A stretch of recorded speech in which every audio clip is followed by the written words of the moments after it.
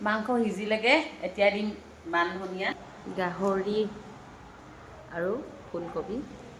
ডাৱৰীয়া বতৰ কাম নাই বঙহৰদেউ আৰু মই পাকঘৰতনো কি কৰিছোঁ তাকে আজি আপোনালোকক দেখাম ঘৰত যদি গাহৰি আছে আৰু যদি অকণমান চিম্পুলকৈ কিন্তু তেজ লগাকৈ খাবলৈ মন যায় তেতিয়াহ'লে এনেদৰে সিজাই খাব পাৰে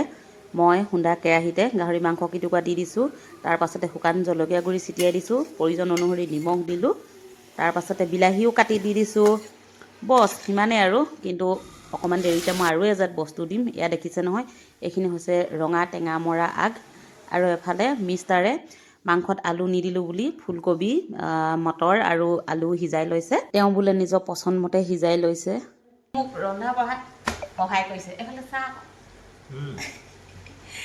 খাবলৈ নেপাম বুলি একদম মানে আগবাঢ়ি আহি সিজাইছে আৰু বাহিৰত পুৰা বৰষুণ দি আছে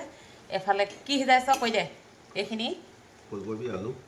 ফুলকবি আলু তাৰমানে গাহৰিত মই আলু নিদিলোঁ যে সেইকাৰণে ফুলকবি সিজাইছে আৰু আমাৰ আজি কি হৈছে জানে নাই এবাৰ কাৰেণ্ট আহিছে ইণ্ডাকশ্যনত সিজাইছোঁ কাৰেণ্ট গৈছে গেছত সিজাইছোঁ সেনেকুৱাই এইবাৰ আৰু কাৰেণ্ট আহিলত ইণ্ডাকশ্যনতে বহালোঁ মাংস সিজিলেগে এতিয়া দিম মান ফাইনেলি আমাৰ খাদ্য সকলো ৰেডি হৈ গ'ল ভিডিঅ'টো চাই কেনে পালে জনাবচোন আজিলৈ আহোঁ বাই বাই